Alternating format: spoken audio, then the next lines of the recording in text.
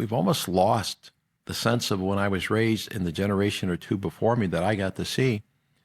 There was a kindness, there was a warmth, there was a respect. And today we seem to have lost simple things like kindness, respect, warmth, humility, being grateful. I mean, these simple concepts seem like they're not around as much. We got AI, and we can create things and send things up in the space and go here and do these things, but then we can't say thank you. We can't say please. And I think we've lost some of that.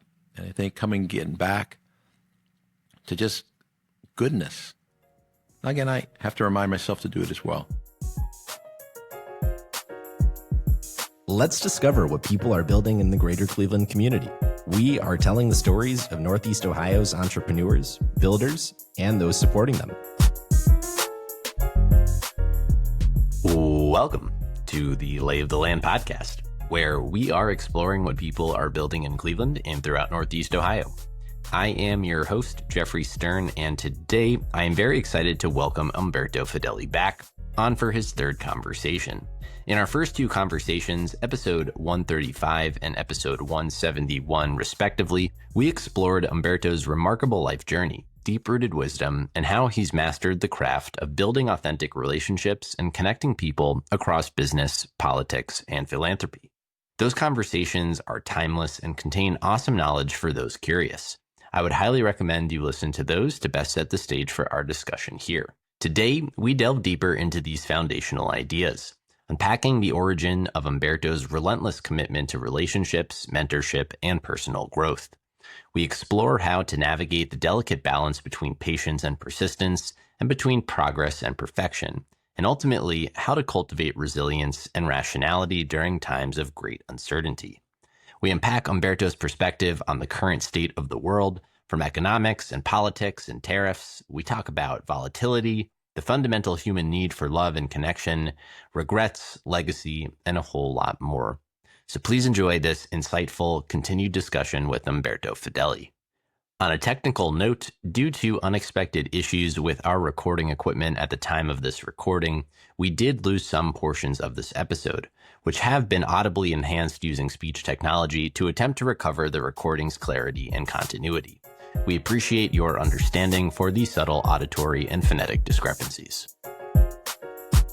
Lay of the Land is brought to you and is proudly sponsored by Roundstone Insurance. Headquartered in Rocky River, Ohio, Roundstone shares Lay of the Land's same passion for bold ideas and lasting impact from our community's entrepreneurs, innovators, and leaders. Since 2005, Roundstone has pioneered a self-funded captive health insurance model that delivers robust savings for small and medium-sized businesses. They are part of the solution to rising healthcare costs, helping employers offer affordable, high-quality care while driving job creation and economic growth throughout Northeast Ohio. Like many of the voices featured on Lay of the Land, including Roundstone's founder and CEO Mike Schroeder, Roundstone believes entrepreneurship, innovation, and community to be the cornerstones of progress. To learn more about how Roundstone is transforming employee health benefits by empowering employers to save thousands in per employee per year healthcare costs, please visit roundstoneinsurance.com. Roundstone Insurance, built for entrepreneurs, backed by innovation, committed to Cleveland. So I was thinking about where the best place to start would be. And the last two times we did this, we covered so many interesting parts of your life and career and story. But there's so much more to discuss, even in over 2 hours of conversation that we recorded so far. And I thought it would be fun for this chapter to be a continuation of some of the themes we've discussed, introduce some new ones. But what has stuck with me, and a lot of it has, the law of reciprocity, the mantra of who, this kind of relentless application of a continuous learning mentality that you have amidst, many others. And I think the unifying foundation for a lot of what we discuss is about who. It's about the people that underpins a lot of your thinking, your philosophy. I thought it would be interesting, of the many thousands of people that you've met, the people that I've gotten to know in your universe of people over the years, Bob Campana, Nico Bolzan, Adam Kaufman, many others that come to mind. And we're sitting here in your office with pictures of you and family, but you and presidents, you and the Pope, you and global leaders, all these extraordinary people. And it's really about relationships and your ability to connect the relationship dots that you've collected at the heart of it. And we talked a lot about the application of this idea, but I am curious about where this idea came from. Like when, why, and how did you come to articulate this who mantra? Well, Jeffrey, thank you for inviting me to do this again. I really enjoyed doing the first two, and I'm sure I'm going to enjoy the third podcast as well. Many more to come. As I shared with you in the past, that I found that most success in life really had to do with the who, right? And if the who isn't right, the what usually doesn't matter. But you brought up a word that I also shared with you in a Harvard study where they studied 8,500 people for 85 years. The people who had the most fulfilling lives were the people who had built the best relationships. And early on, I had seen that with my grandparents and my relatives, and they were very simple people, but very good people. But it was always about putting somebody else's needs first, be it a neighbor, be it a friend, somebody was sick. And so you probably learn a lot as a young child by observing your parents and grandparents and your relatives and the people in the various neighborhoods. And when you see a study that people on their deathbed are not talking about how many dollars they gave away or how many billions or millions or tens of millions, hundred millions they made, or how many square feet they built, or how many apartments or shopping centers, or whatever the measurement is, they're usually reflecting about the relationships. And when you think about if that's the most important thing at the end of someone's life, that perhaps maybe we should make that a priority a little earlier.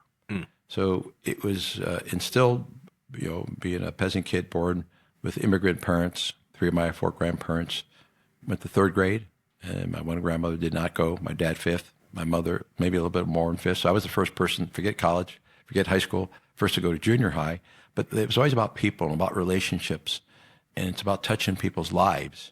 So to me, relationships are so important, and be it with your children, and soon to be, in our case, 14 grandchildren, our 5 children, their spouses, but also our families and our neighbors. And one day a reporter asked my wife, I don't understand your husband's life. Because what do you mean? I can't figure out where his business life, personal life, civic life, charitable life, political life, where it starts or where it ends. She goes, I don't know what there is to figure out. She said, he just has a life, and it's all part of it. It's not so much strategic. It's that opportunity, stopping the other day, they go to a chiropractor occasionally, does an adjustment, and I brought a gift for him and his wife, and the lady front, she goes, oh, was that for me? And I said, well, no. She goes, why didn't you bring me a gift? I said, well, I didn't know you before, but I'll send you one. So then when I got back to the office, we sent her one off. Now, I just had met her, but it could be that receptionist. It could be the valet. It could be the waitress. They're all people. To me, a simple idea that we sometimes lose track in this busy, complicated, chaotic world is, what about kindness? Irregardless of what their religion, nationality, political persuasion, education, they're all people. And what's missing more than anything else in the world is love. That's what's missing. If we had more love in the world, we'd have a lot less problems, right?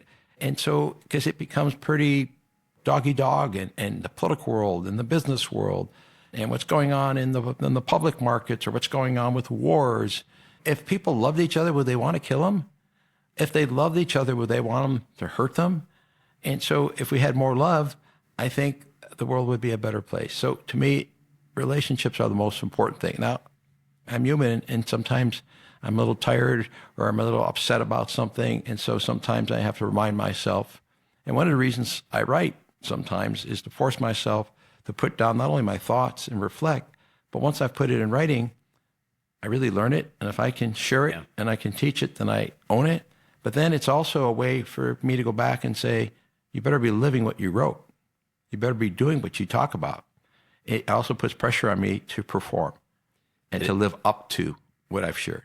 Yeah, it is an incredible vehicle for galvanizing and crystallizing your own thinking when you put it to paper and you're like, oh, that maybe isn't a good idea. Well, Jeffrey, I struggle with it. So I'm not a natural writer. It's not something that just is just easy for me. Then I have to think about it, and I put bullet points and I write things. And sometimes I do draft 2, 3, 7, 8. But again, if I can write about it after I've reflected, and if I can share about it, if I can actually speak and teach it, I absorb it. And then I can go back and reread it and just make sure that I'm doing what I shared with others. The relationship idea is quite resonant. There is a component of it that I'm particularly interested in that I don't think we've really discussed before. It's around this idea that more than anyone that I've gotten to know, I think specifically people look up to you as a mentor. And I've met many of these people, and I look forward to meeting, many more of your mentees over the years. You mentioned kind of the early influence of your grandparents, family around you. That's kind of at the origins of how you carry yourself and kind of work with other people. But beyond those, I'm curious to the degree you've become a mentor to so many other people with regards to how business is conducted, how deals come together, how investing should be done, how people should carry themselves. Who are those mentors to you? Like the ones that you've modeled your own mentorship model on the shoulders of? I saw a lady Sunday at church that was my 7th grade teacher, and I still see her. And Gary always give her a big hug. And when I had her for class, she was kind of tough, and she didn't let us get away with much, but she really cared about us. So you can see the compassion and the concern. Mrs. Thompson had this incredible ability to teach us, but there was discipline, but there was also love, and she was mission driven, and she made such a big impact in my life. So I go back and I remember teachers of mine. It could be in kindergarten or in grade school or even high school or even in college.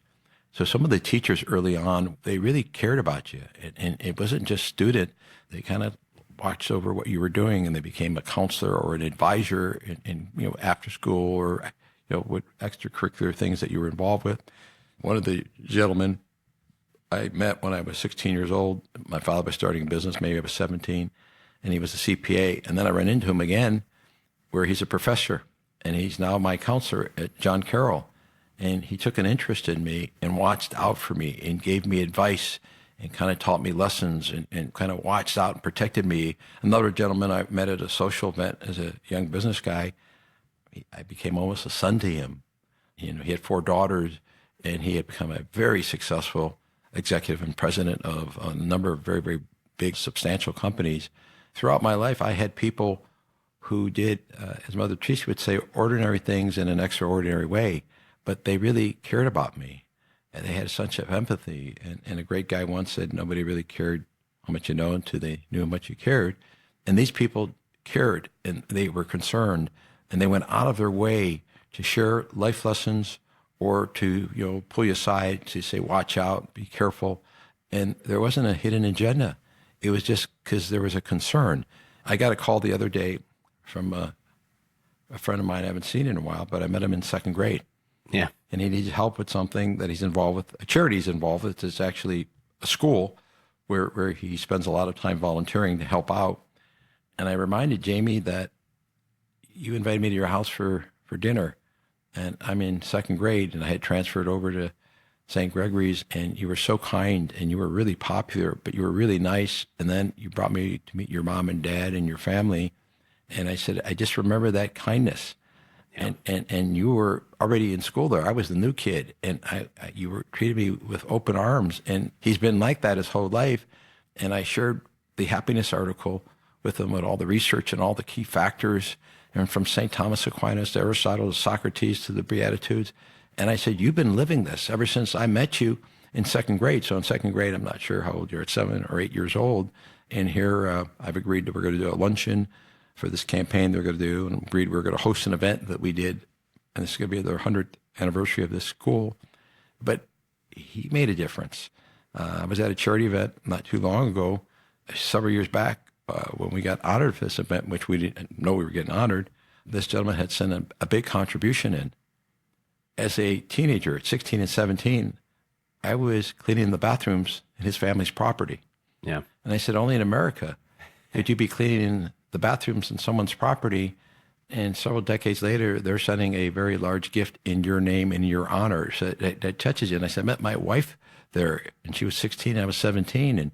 And then last year, we honored him at the Cleveland Clinic, and we brought him in, and for me to be able to be his chairman, and now for me to just say thank you. And I met him as a young man by accident.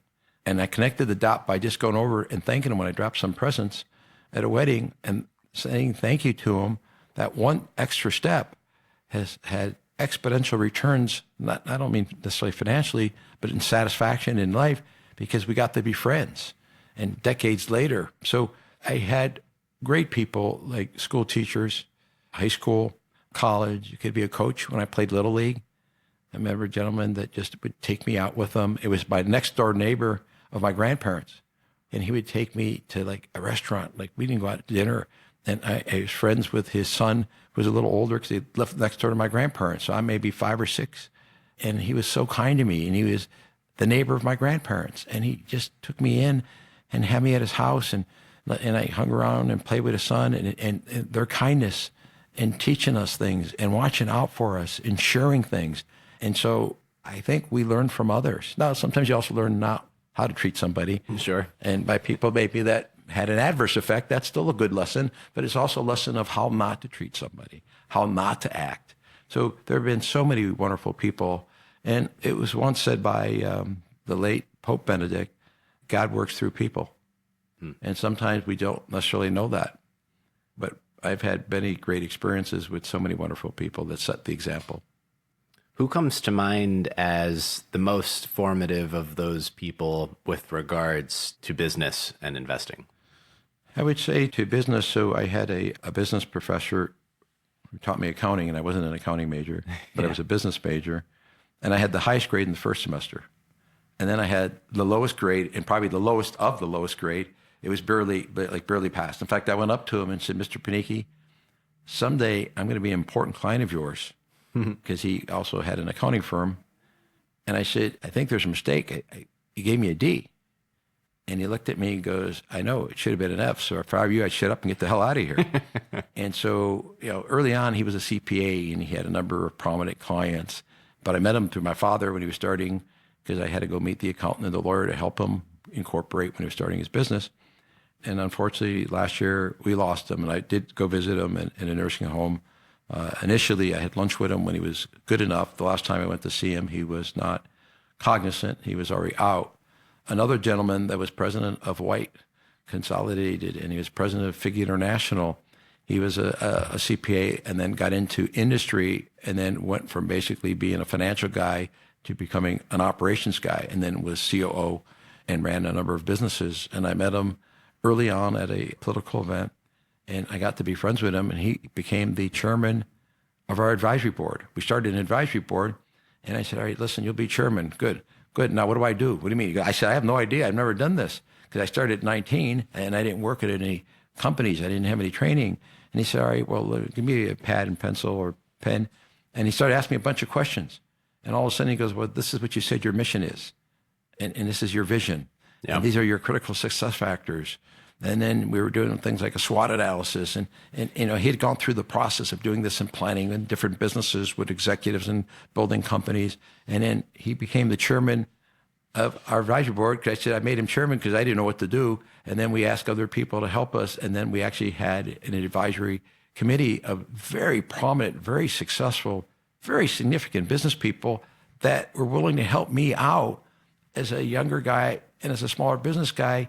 And they didn't really have much to gain.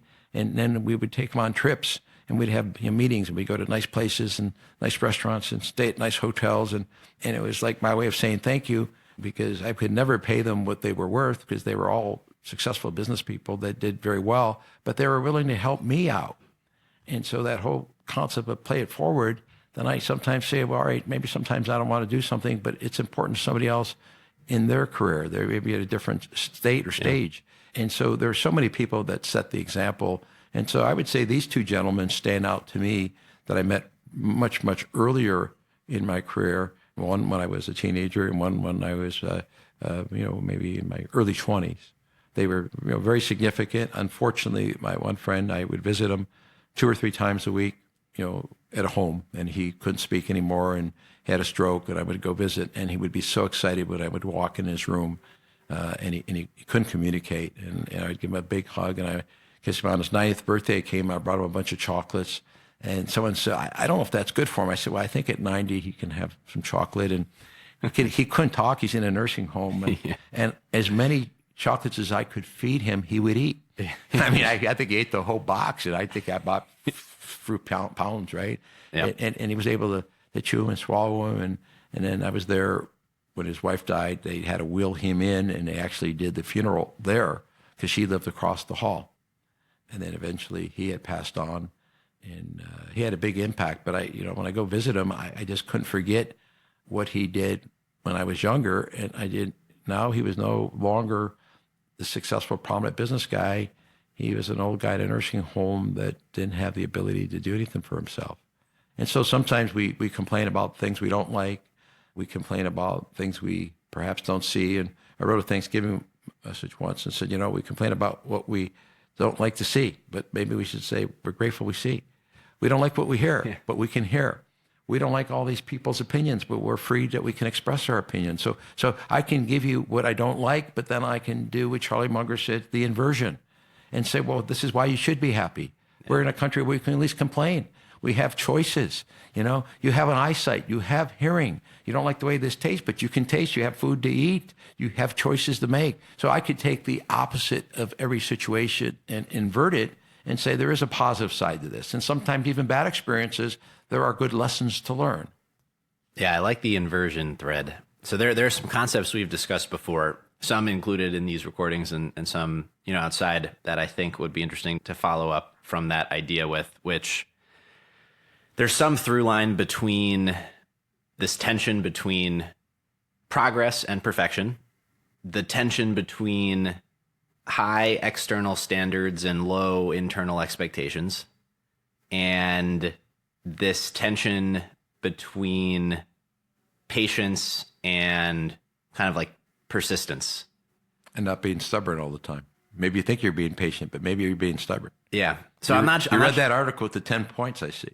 I did, yes. And we talked about it before. Yep. And I'm not even sure if tension is the right word, but it's kind of, there's a balance between all these things, and they kind of relate to each other. But I'd love for you to just expand on, those 3 ideas and how you think about them. Well, let's take the stubborn versus patient, right? Or being persistent. There have been times where I really thought I was being patient, and you got to make this work. And I love the correlations of life lessons and business and investment. Yeah. Because they correlate. So you made a bad investment. You say, well, you need to have patience. But is that the same thing as, if not willing to say you made a mistake? And are you being patient, or are you being stubborn because you don't want to admit you made a mistake? And Warren Buffett once said, when you've dug yourself a hole, maybe you need to stop digging. and because you keep on digging, and you say, I'm going to double down, I'm going to keep on investing more, or I'm going to spend more time on this business or more time on this situation, and it's been a failure. Maybe you need to say, it's a mistake, I messed up, reflect on it, and then learn, and then move on, is different than, no, Jeffrey, this is going to take some time. You're not being patient enough. So sometimes not knowing the difference at the time is difficult. I believe on having very high standards for your associates, for your family, but internally you better have a mechanism that has lower expectations, because you're going to be disappointed every day. But it doesn't mean lower your standards, have high standards, but you better have kind of a valve or some type of gauge, because if you expect too much, you will be disappointed. So does it mean don't have high standards? Yeah. Have them, but don't always have high expectations, because you're going to be frustrated your whole life. And as I shared before we went on the podcast, there are certain times where I said, you know what, I'm not in control of what happened, but I can try to make the right decisions or make the right moves based on what did happen. So there's fear and uncertainty going on in the world right now. Right now, it's the trade wars, then it's the fear of inflation, and there may be a recession, and there's all kind of chaos going on. And a couple of years back we had COVID, and that was brand new, and then we had the financial crisis. Yep. All right, and so there was a period of time we had World War I, and then we had World War II, and then there was the Vietnam War. And what's different is what is going on today, but what is not different is human nature, and fear and uncertainty are difficult because people have a hard time dealing with something where they don't know what the future lies. It's scary to people. They can deal with something once they've accepted it, once they know what's happening, but that fear, then it creates volatility. But volatility isn't necessarily the same thing as risk. And often when there's volatility and there's fear and uncertainty, if you invert it and say, where are the opportunities, Jeffrey, right now? Because of this fear and uncertainty, because of this chaos. So in this troubled time, there perhaps is an opportunity. It could be an opportunity to make a good investment in the public markets, but also when there is a tragedy going on in someone's life, is there an opportunity to perhaps learn something or perhaps do something that you can deal with what happened? Because you can't necessarily control what's happening in Washington, or it's happening perhaps maybe in the Middle East, or what's happening in a war in a foreign country, but you can perhaps control what you do. And so then I think that we've had to learn the difference between the patience and the persistency and being stubborn, having high expectations, because sometimes what ends up happening is you're not going to do something that's perfect. Guess what, Jeffrey? You're never going to be perfect. And guess what? Some lady you marry someday, she might not be perfect either. So you want progress, you want to improve, but understand that we're a work in progress. You're never going to be perfect. You'll never get there. That one deal won't be perfect. That one relationship won't be perfect. That one decision may not be perfect. It's always trying to improve and get better and learn. But if you wait for perfection, you're never going to do anything because it's not a perfect world. That's why it's progress, not perfection. Yeah. So I think there's a lot of things there that are simple but not easy in practice. Yes, that's a good expression that I do use, because a lot of things that are simple to understand are not necessarily easy to do. The concept is simple. Right. And the other day, my son, Nick, was saying, boy, Dad, this is hard doing the situation. And we shipped it, and we were about 5 or 6 different topics. And I said, Nick, the only thing I found pretty easy in life is like eating a bowl of ice cream. And now being lactose intolerant, that isn't so easy so more. Or eating a candy bar. I said, like, usually most things in life that are worth something aren't usually that easy. The concept is simple. It's simple when you watch somebody else do it, and they make it look easy. But when you got to execute it and the grind that what it takes to do it, it's not always as easy as it looks. The concept is simple.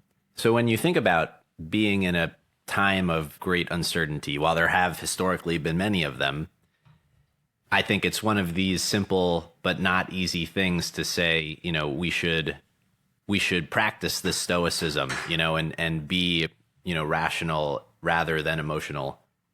How do you actually practice it though? Like, what tools are you using? What are the people around you, you know, helping you guide the decision-making process? I mean, particularly, you know, today I would say where there's a lot of uncertainty. People feel very uncertain, which, you know, maybe that doesn't mean risk to your point, but there's an opacity around, you know, what the future looks like a month, a year from now. How do you practice that? Well, I think when I speak to my children or my associates or my friends, and I'm trying to help them, as I'm trying to help them, I said, listen, we're all going to be emotional. So they say, don't be emotional. Well, most people are emotional. What you don't want to do is make poor decisions with your emotions. So it's okay to be emotional. You know, fear is natural. The way you do it is say, all right, let's look at the fundamentals now. Let's get the fear and uncertainty, put that to the side, the volatility, the noise, what's going on, the media, the radio, the papers, social media. But when you sit there and say, look at the fundamentals, let's just look at what really is important. So if it's being an investor, as an example, we sit there and say, short-term stocks can fluctuate 50%, they can be half, they can be, you know, they can be down 80%, they can go up, and it's all this emotion. But long term, if their earnings go up and their intrinsic value goes up and the business continues to prosper and succeed, long term, it will follow the earnings, the book value, the intrinsic value. It'll follow the fundamentals. Short term, a lot of things happen. So then you say, long term, is this a good business? Does this business have a durable advantage? Is there something special about it? Buffett likes to talk about moats, but is it a good business? Is it run by good people? You know, you can use qualitative measures. Good management. Is a product or service that people like? Is it something that just a commodity? Do they have pricing powers or elasticity of demand? How is the management? Are they able to reinvest? Then you can look at quantitative factors. How's the return on tangible capital? How's the return on equity? Let's look at a PEG ratio, okay? And then you kind of look at it and you say, are they already proven? Is this something that already is a winner and a leader, or is this earlier and we're not quite sure yet, which is a whole different set of risks? So today, as we speak, Amazon is way down, because they do a lot internationally, and right now they're potential trade wars, let's say, with China, but they clearly are a very successful business, and AWS is continue to grow and very profitable. So the chances that they don't survive and prosper probably are not good. Doesn't mean they won't have short-term challenges, but I remember when Whole Foods was sold to Amazon, everybody said that retail's dead. There'll be no more stores. That everything is going to be purchased online. Yes, online's grown. At one time it was 5%, then 10%, and maybe 15%. Maybe it's growing to 20%. But you know what? There's still a social part where people like to go to restaurants and go to stores, try things on. So that was the perfect time to take all the fear, uncertainty, and the chaos and say, okay, who's getting painted with the same brush? But they really have a good model. Let's say Costco. They have a great model. I mean, it's a great company. TJ Maxx is a good model, and they're a good business. So everyone's getting painted with the same brush. And guess what? Now retail's come back. They sound like there's going to be no more stores in the world. Now, sometimes that's different than is something a brand or is it a fad? And I said to the young guys who helped me analyze things, let me show you bell bottoms and let me show you leisure suits. They said, what's a leisure suit? I said, well, they never came back. So if you got a leisure suit store and you call it Leisure Suits Incorporated, is that just a fad or is that a brand? Costco can sell lots of products, lots of services. They get a subscription model. But if you're having one store that just sells leisure suits, that may be a little bit more vulnerable. Or if you take Lululemon, is Lululemon a brand? Or is it just a fad right now? Yeah. Right? And now at the time, sometimes it's not as easy, right? So that's as an investment. But I think that even if you're looking at businesses, you can also invert. But also if you're looking at what schools to send your children to, let's look at all the advantages of sending them to school and do almost your own SWOT analysis, strengths, weaknesses, opportunities, threats. But then invert it and say, all right, what's the downside? Geez, you send them to a private school versus a public school. Yeah. You send them here instead of here. Maybe single sex versus, where's boys and girls? Do you want to send something more faith-based? But the same concept of inversion, and that's when Charlie Munger said that he likes to use mental models. So he says you have to use a lattice. So he's saying use all your life experiences to make decisions. And there's a reason that 95% of Warren Buffett and Charlie Munger's net worth came after they were 65, because they didn't have the same experiences and didn't have the wisdom, the ability to recognize patterns, you say, in their 20s, in their 30s, in their 40s, in their 50s. It's not your fault if you haven't been a parent yet. And I said, well, here's kind of how it feels, Jeffrey, and I can explain it to you. But how do I explain how it is to be a grandparent if you haven't been a grandparent yet? And so if you take all these life experiences, all of them, being a shopper, being an uncle, being a godfather, being a friend, being a customer, being a consumer, you can take all these experiences and make decisions, and you can use the concept of inversion, okay, and SWOT analysis with every decision you need to make, right? It's the mental models that he referred to, right? So it works in business, it works in investments, but it also works in life. It's the compounding of wisdom. Compounding, and learning is also compounding, because the more you learn, and it compounds and it grows. It's no different than when I used to lift weights and my muscles would get bigger, right? So knowledge also compounds, learning compounds, experiences compound. And unfortunately, we learn the most when we have bad experiences or have bad things happen or failures. Then you really have a time to learn, and it's painful and it can often be expensive. But if you can learn on your mistakes and your faults or your failures and you reflect, those are like special jewels or gems, as some people may refer to it, that really helps you the next time get better, get stronger. You learn more when you fail And sometimes, again, it's very expensive, right? In life, not just in investments, just in business, but in life. But in the same token, what did you learn there, Jeffrey? What did you learn? What went wrong? Why? Okay, what could you have done better? What weren't you not in control? What is in your control? What wasn't in your control? Right? Reflect, learn, and move on. Yeah. Is there anything you've changed your mind about recently? Yeah, I think at one point, maybe earlier, you think you're in control of a lot of things. And so as you get older, you say, maybe I'm not as much in control as I think. I can't even control my appetite. I couldn't even control my emotions or my temper. So sometimes I don't like to say success is always random, because then you won't take responsibility and you won't do all the things you need to do. But also sometimes you meet somebody and you fall in love. Yeah. And then you get married and you said, what happens if I didn't go there? I didn't work there. If I just didn't meet that one person. So I think that today, maybe what I've changed is every day, sorry, there's opportunities right in front of you. I used to share with people, like, you don't have to go to Wall Street. I didn't necessarily have to go to 9th Street. If I had just paid a little bit more attention to the people that I met walking in and out of our offices and just our home, just those two places, the opportunities, they're just there. It's just as an example. And sometimes you're looking for these special answers and you're looking for complicated. And usually when I analyze problems in a business, it's usually blocking and tackling. It's dropping the ball. It's like you got to go back to kind of basics. Now, sometimes things are more complicated, but sometimes they're not. At the time, it seems a little harder to analyze because of everything that's going on. When you look in retrospect and you go backwards and you look at something, it looks so simple. It looks so obvious. It looks so, right? But not at the time. That's the clarity of the retrospect. There's no question. What are you learning about right now? Well, I've been fascinated to try to learn about tariffs and trade wars. Are they good? Are they bad? Do they help? Do they hurt? What's really involved? Because it's not something that I typically thought about. But tariffs are a tax. So at the end of the day, they are a tax.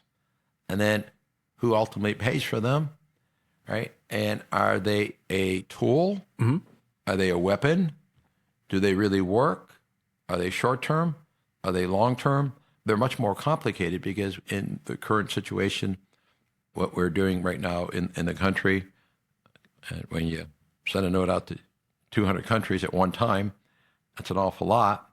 It isn't just we charge you X, and then when we buy your products, you charge us Y. You have to study it, and it depends on dairy is one thing, steel is another, plastics another. Now you get into all these different products and services, but then you also realize there's also currencies that can be manipulated. There's VAT taxes. There's other trade barriers beyond just the cost. So think about, to understand economics, which is somewhat theoretical, you have to understand human nature. Because if everyone's afraid and they stop spending, we could end up in a recession. If people are not comfortable, because their 401ks are down and they don't want to spend as much, and a business person doesn't want to make an investment and build new facilities, then you can have a slowdown. So you have to understand politics, you have to understand economics, you have to look at macro situations, then you got to look at the industries, and then you have to say, what does history show us? Because sometimes we can learn from history, but then you say, is it different today? And sometimes it is, and then sometimes it's not. So if you look at America, we have a $29 to $30 trillion GNP. So we are the largest consumer. We're the largest economy in the world. Second is China, but they're about 2/3. They're roughly 20 billion, okay? Or I shouldn't say, roughly maybe half, a little bit more than half. If you look at Mexico and Canada, we are larger than both of them combined by many, many times. You look at Japan and you look at Germany, 70% of our GNP is the consumer. So Americans are the biggest consumers in the world. But when they're looking at, let's say, Vietnam, but Vietnam is a smaller country. We're buying a lot more from them than they're buying from us, but we're much, much larger. But we're all interdependent. So in some ways, having an open economy where people traded, the benefit is we bought products for less money than we could have built them, because foreign countries maybe had less expensive labor and less expensive material. So the benefit is that we're buying products and goods and services for a lot less money. Now, we said we lost jobs there. I know, but I don't know if today we could go out and build TVs and build radios and build phones, right? So there's advantages of having free trade, right? On the other hand, we also made investments in other countries and took advantage of less expensive labor, but we moved plants there. And they were paying people one time in China $1 an hour, all in, when perhaps we were paying $20 or $30 an hour, right? They had less regulation with maybe EPA and different things, right? And then they said, well, they took our jobs. Well, we moved some of them there. We have trade imbalances. I know, but we also allowed it. So someone's upset about buying something from China, and they said, well, those people took jobs away from us. I said, all right, but you bought something less expensive. So you can say free trade. And so I think, to me, as I try to study tariffs in the trade wars and what's happening on, I think ultimately you have to have a balanced approach. Yeah. I think that high tariffs long term are not as good as some people think. They think, oh, we can generate a bunch of revenue. Possibly. But if people stop buying, so right now we're at 125% that we're charging products coming from China. Okay. When people start paying a lot more for products than they're used to paying, are they going to like that or not like that? Are they going to be able to afford that, not afford that? On the other hand, we don't have immigrants that built the country. Are we going to have people to do certain jobs? Yeah. And so a fair and balanced approach. And it's not that I'm always trying to be politically correct, but an immigrant that wants to come to this country wants the American dream. These are people that want a good thing. I'm not for immigrants that are murderers and rapists or terrorists that come in to kill, but think that's a small percentage. Is it 1%? Is it 5%? But I don't think we want people to live that we know that are dangerous.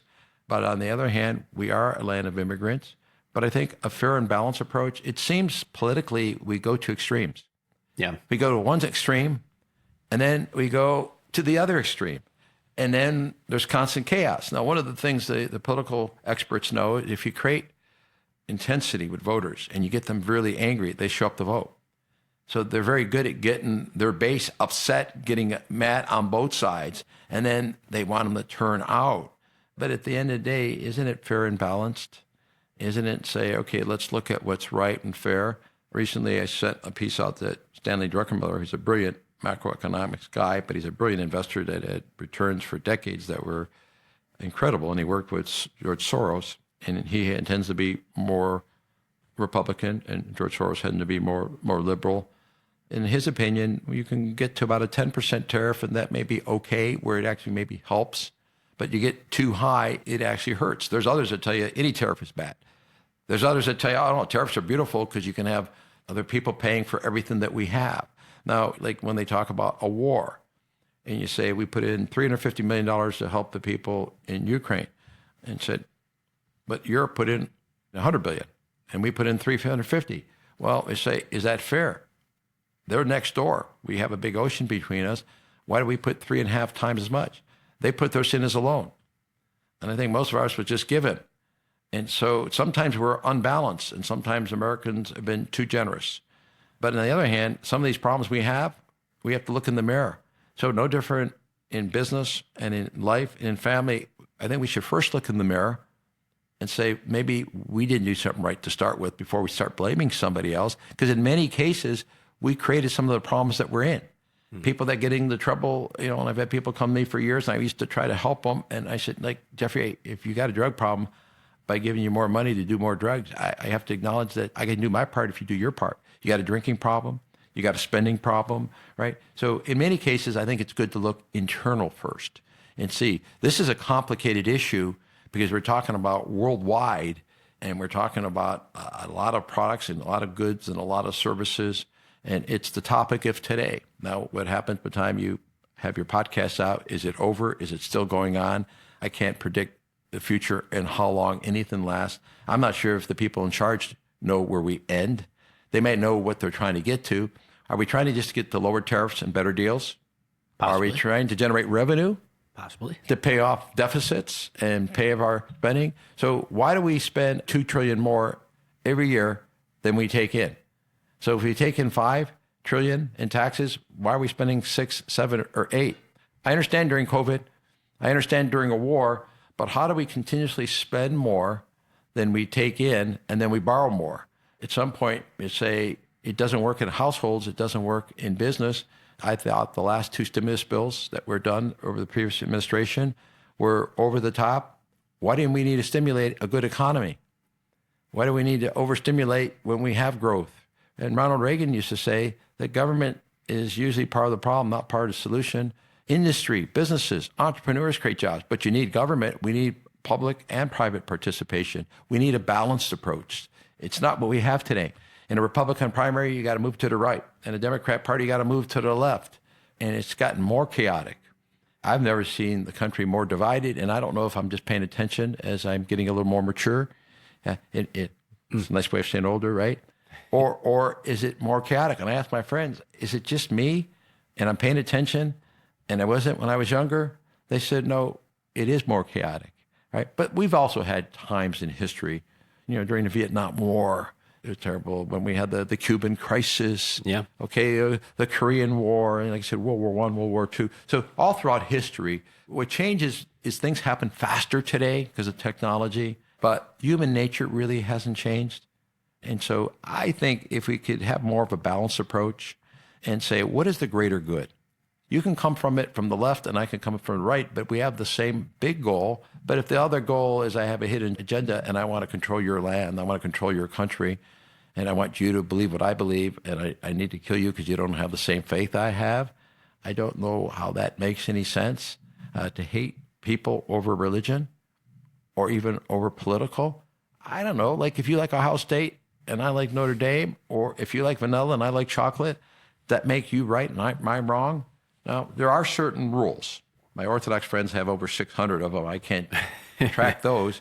But there are basically 10 that I think, that's a good start with, the 10. I think killing is wrong. I think stealing is wrong. There's certain basic rules that some people, and there's other people that unfortunately I've learned that are delusional and they're very narcissistic. And unfortunately, I think some are almost sociopathic. They can justify anything they do because they needed to do that. And they think it's right. So if you want to be delusional and sociopathic and narcissistic, then go ahead.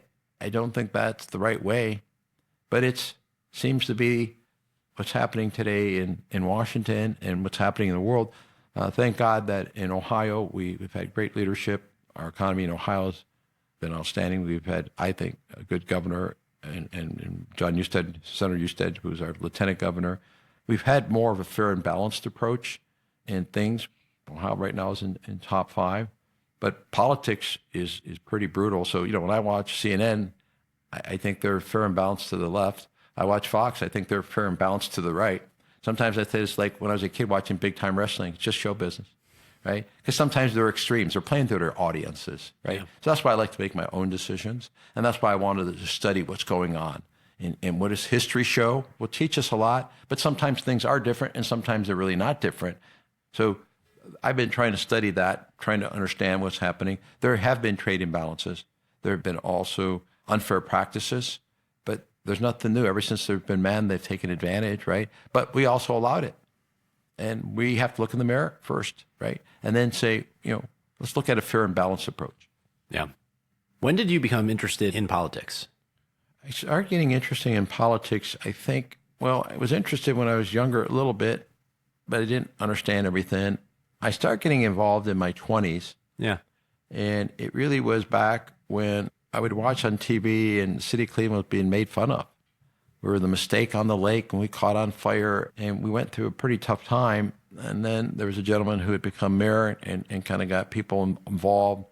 And all of a sudden, through good political leadership, working with the business community, things started to improve. And I was impressed. And I got involved and I went to a couple little fundraisers because I was impressed in what I thought he was accomplishing. And then I said, if I build relationships with these people, and perhaps if I help them, then not only could I learn, but I could also have access, and I would have a voice, and I could kind of share what I think and see what I'm doing. So I probably got involved a little bit in my 20s. Then I got more involved, and then I got very, very involved, and I got very involved in a Senate race in the 80s. And then I got very involved in a governor's race in 1990. And then, so I've been involved with some Senate races and some races for governor and Congress. And we've hosted, I think, 4 speakers of the House that we've had over. And we were fortunate to have the president visit us in 2008. President Bush was president at the time. We've had a number of presidential candidates. But I think what happens is I learned that if I want to have a voice, that I have to be part of the process. And unless you get involved and be part of the process and part of the system, then you're not going to have any input. This is part of our country. And so we have wonderful privileges. And I'm living the American dream because of the opportunities this country provides, but that also means certain responsibilities. I mean, the state of Ohio right now is finishing their 2-year budget, and it'll be roughly $217 billion. And that's just Ohio. And Ohio's like roughly the 7th largest state. Washington, they spend 5 to 7 trillion a year, even though our economy is roughly 29 to 30 trillion, our GNP, but the revenues. Yep. And so when you realize they have a lot of power, they have a lot of influence. We can't build our own army, build our own defense. We can't build our own road system. I think when you get public and private participation and they work together, there's things that we need government for, and there's things that the private sector does better. But I think if you want to have access and you want a voice, you need to be involved. If you're not involved, who you got to pick up the phone and call? They don't even know who you are. Yeah. And so I learned a long time ago, if you want a friend, you need to be a friend. If you need a favor, you need to do a favor. I don't mean quid pro quo. I mean, you need to build these relationships. And to me, it's been consistently what I've shared. Let's find what binds us, not what divides us. We're Americans living here. Yeah. In my case, it's my mom and my dad. But in most people's cases, their parents or grandparents or great-grandparents, they came here for a better life. I figured if they had it really good, I don't know why they came here. And usually it could have been religious freedom or economic opportunity, but they came to America, and America is an amazing place. It was an experiment that is just unbelievable. And if you think about it, with all our trade deficits and all the imbalances, we still became the largest economy in the world, almost 30 trillion, okay, right? Is it 30 trillion or 40 trillion? Sometimes I'm off a few trillion, right? But we're pretty big, right? And with all the problems and all the obstacles, all these different religions and all these different nationalities, right? Capitalism works. On the other hand, sometimes capitalism can be pretty ruthless. But the alternative of communism and socialism is way worse. Or as I tell my daughters, worser. They said, Dad, it's not a word. I said, it is. It means worse and worse. What is it that you want to say with your voice that you have? Well, because we speak to a lot of people on a daily basis and we interface with a lot of people, be it business people, all walks of life, we have a perspective that we really are in touch.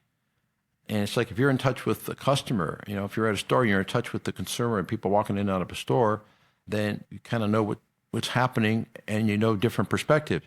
Sometimes people that are higher up politically or even in a business, if they're not in touch with people, they may not have the same input. So it could be talking to a public official about a charity that does good work, that still needs the support, okay? But it could be about why maybe less regulation in certain areas are important so that you have progress. On the other hand, in certain cases, you may need more checks and balances and controls and regulation, or adverse things happen. And so, when you look at, like, for instance, some of the problems we've had with the people with all the drugs that have come in, where people start off with have an operation and then they get hooked on a drug and then they overdose. The tragedies are terrible and have these illegal drugs being out. So it could be a social issue. It could be a charitable situation. It could be business opportunities. There's so many different topics. There's so many reasons. And so to me, having the ability to talk to our congressman, we have a great guy in Dave Joyce, and I have a nice relationship, obviously, with Max Miller. Some of my friends are out of office. Some, unfortunately, are gone. We have the ability to talk to our governor. We'll be up here in a few weeks with the new lieutenant governor. I communicate very frequently with our 2 U.S. senators who are very, very responsive. But even on a local level, if I need to get a hold of a councilman or a mayor of a community, I think you need to have the relationships, and you need to make sure that you're helping them because you believe in the greater good. And if we need help or a friend of ours needs help, we'll reach out to them. I would prefer never having to reach out to anybody because everything's going wonderful. But that's just, I don't live in a perfect world. What do you think that you understand from, I'd say, the relatively unique perspective that you have of being the nexus point for coordination of tens of thousands of people that you've gotten to know over your life that other people may not understand about what it means to connect the dots? Well, I think, Jeffrey, sometimes one or two more steps could be exponential success.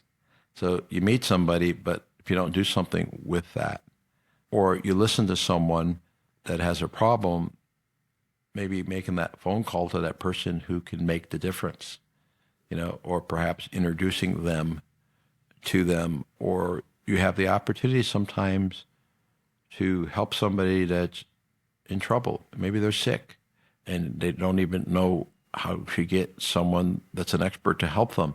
Or you sometimes see an injustice being done where somebody is being unfairly attacked because of whatever reason, and you say, that's clearly wrong, and I'm going to be that person that stands up and saying, that's wrong. I used to tell people, you got to be careful sometimes, who you upset, because you meet the wrong person that might not work out so well. And sometimes I say, guess what? You just met them. Because I'm not going to tolerate what you're doing. You're being a bully. You're taking advantage of people. You're hurting people. And because you were able to get away with it, it's wrong. But on the other hand, sometimes it's a matter of people doing good things. So for instance, we have so many wonderful people that are our caregivers, not only at the Cleveland Clinic, but people that are feeding hungry people at the Hunger Center, or people maybe that are perhaps helping a young pregnant future mother. And I think it was St. Francis said, once you have suffered, then you really have an appreciation. So once you've been a patient and you've been sick, and all of a sudden, because you take your health for granted, Yeah. and then you see the wonderful nurse and various caregivers and how they're compassionate, or you see someone that's taking care of somebody who can't take care of themselves. Watch somebody give somebody a sponge bath or shave them, or somebody change an adult person's diaper, and you say, you got these angels that are willing to do things to help other people, and they do it with not only dignity, but they look like they're getting tremendous enjoyment by doing something good for somebody else. But only through suffering, St. Francis said, do you become compassionate. Or to see somebody attacked because of different religious beliefs, or a different ethnic, or a different culture, or a different race. Why is that right? Why is it right? But on the other hand, I think most people want the same thing that all people want. Little children want the same thing. When a baby doesn't get love, the baby dies, literally dies. Okay?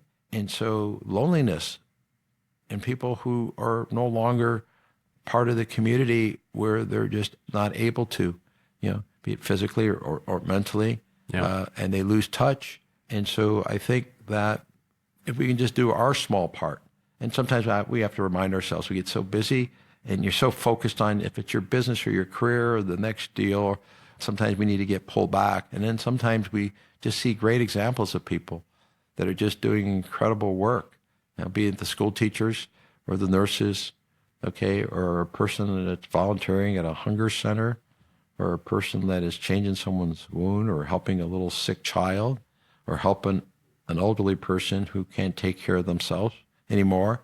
Very seldom when I visited my friends and family members and people that have been in nursing homes, I don't see them very busy. And it's almost like they're forgotten. And it's pretty lonely. I've never been in one where there's so many people waiting to get in to visit. And maybe I just been there at the wrong times. It's somewhat sad. Those are not fun places to visit for me.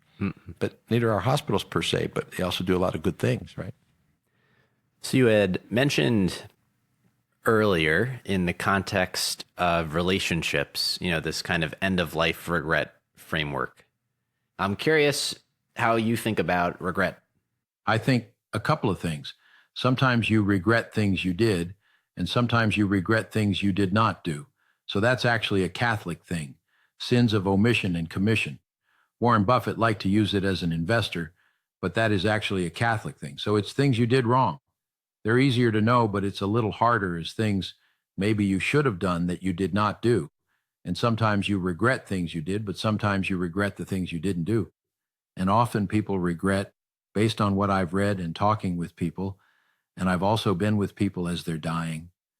Some of them regretted things they did in their life that they later on regret, maybe spending their time in the wrong place, doing things that maybe weren't very appropriate, or perhaps maybe not spending more time with their family or spending more time doing other things.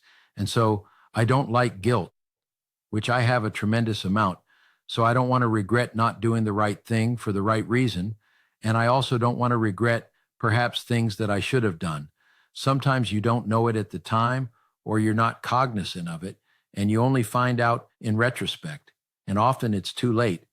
Just like with certain people, they don't know how much they miss them because they always had them. So again, I'm a work in progress because I need to prove a lot more. So I don't like having regret, but I don't want to not do things. So just do it and spend the time. It's okay. But we also learn from other people, good and bad, right? So regret, guilt can be a good thing and a bad thing.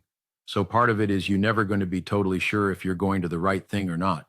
But you also can get feedback. Yeah. And so there are people that will remind you or pull you aside.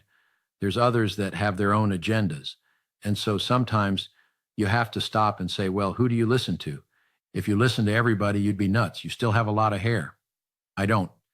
And sometimes knowing the difference is not so simple, right? At least.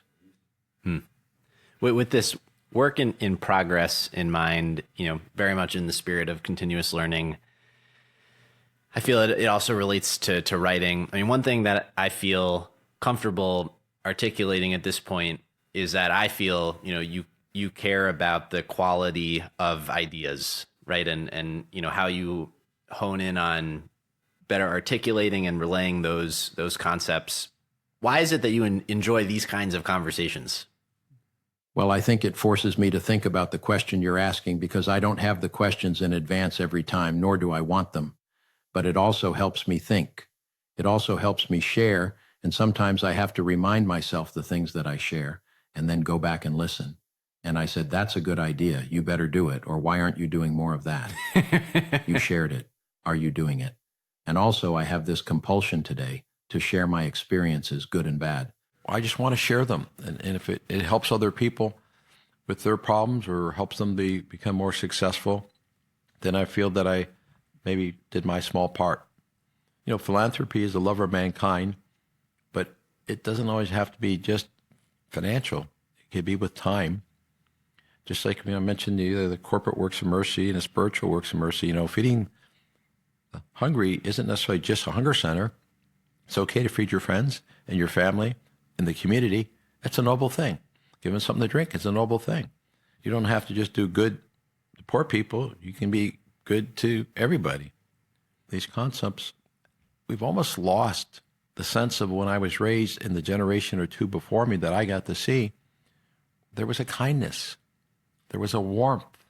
There was a respect. Yeah. And today we seem to have lost simple things like kindness, respect, warmth, humility, being grateful. I mean, these simple concepts seem like they're not around as much. We got AI, and we can create things and send things up in the space and go here and do these things, but then we can't say thank you. We can't say please. And I think we've lost some of that. And I think getting back to just goodness. Again, I have to remind myself to do it as well. Yeah. And sometimes you're rushing to go somewhere and you want to take that few seconds or minute just to say hello or talk to somebody because you're in a hurry or you're so busy in what you're trying to do. And sometimes you say, well, maybe what's important to Jeffrey? How can I help you? Do you have something I can help you with? Do you have some idea I can help you with or somebody I can introduce you to or some concept? No, that doesn't mean you can help everybody, and it doesn't mean you can get everybody what they want because sometimes they may have a different objective or goal or may not be something that fits. Yeah. Right? And you can't do everything for everyone. Nobody can. Are you optimistic about a return to kindness? Well, sometimes I am and sometimes I'm not. But I think when it's just gone for a while and things get too extreme, then it seems like sometimes they swing back a little bit. And so just like in politics, when one party seems to take over and then they just like start getting too aggressive and trying to get done what they're trying to do. And it seems like the next election or two, then it kind of goes the other way, and then it kind of gets balanced. The political stuff kind of balances out long term the way our country was designed, because we have the House and the Senate and the presidency. Sometimes one party controls, not often, but normally when the sitting president is of one party, usually the midterm elections go the other way. That's just in normal times. Yeah. But the decency and the kindness and the humility, the respect, I think that's got to be taught in families.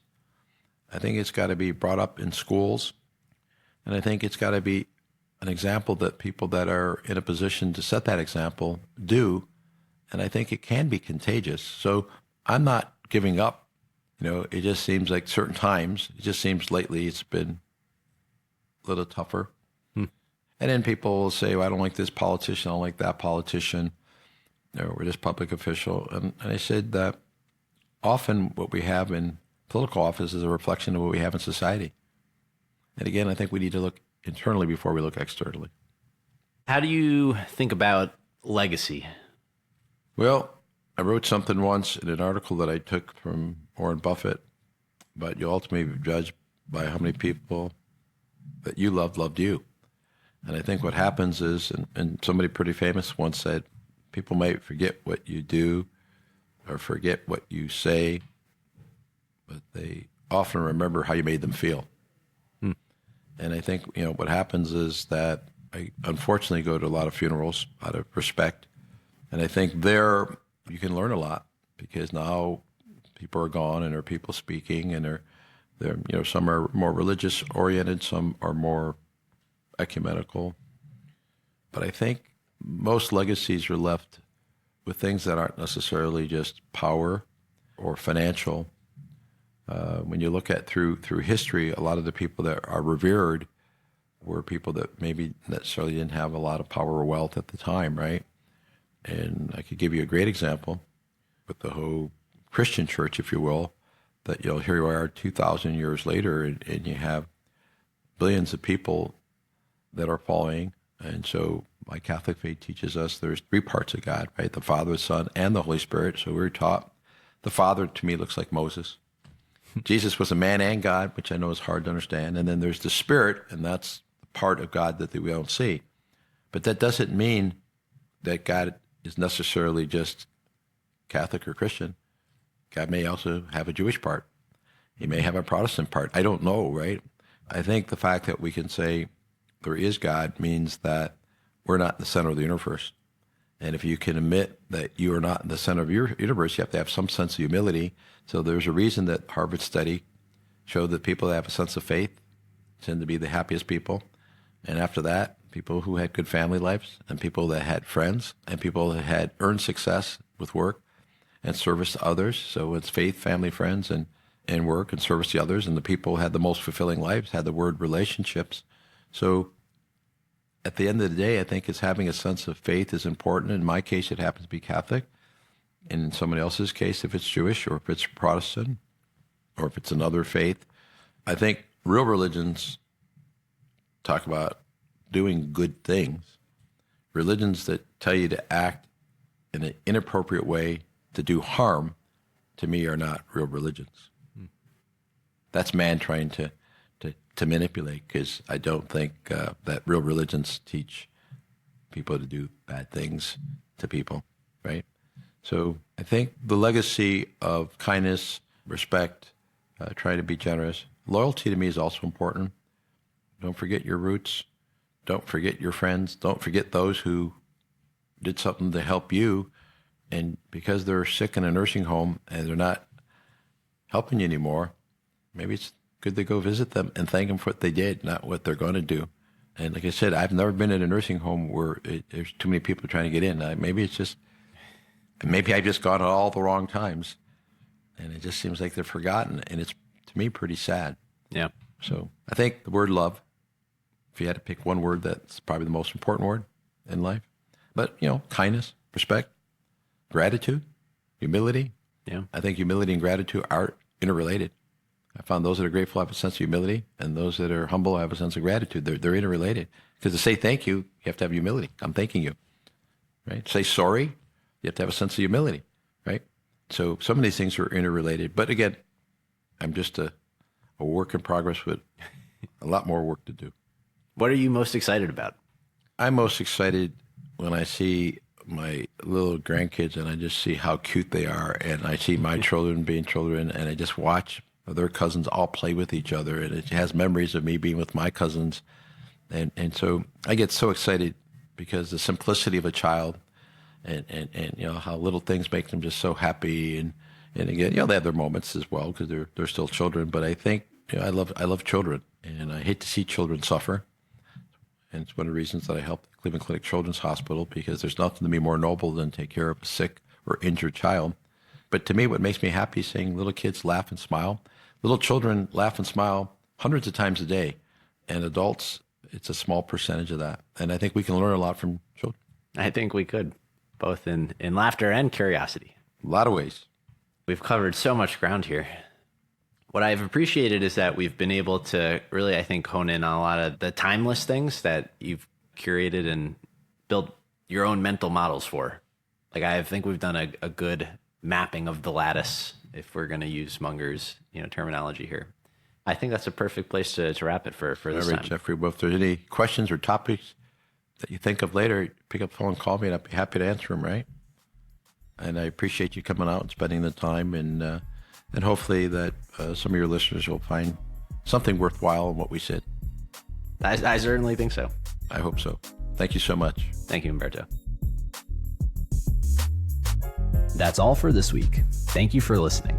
We'd love to hear your thoughts on today's show. So if you have any feedback, please send over an email to jeffrey@layoftheland.fm or find us on Twitter @podlayoftheland or @sternjefe, JEFE. If you or someone you know would make a good guest for our show, please reach out as well and let us know. And if you enjoy the podcast, please subscribe and leave a review on iTunes or on your preferred podcast player. Your support goes a long way to help us spread the word and continue to bring the Cleveland founders and builders we love having on the show. We'll be back here next week at the same time to map more of the land. The Lay of the Land podcast was developed in collaboration with the Up Company, LLC. At the time of this recording, unless otherwise indicated, we do not own equity or other financial interests in the company which appear on this show. All opinions expressed by podcast participants are solely their own and do not reflect the opinions of any entity which employs us. This podcast is for informational purposes only and should not be relied upon as a basis for investment decisions. Thank you for listening, and we'll talk to you next week.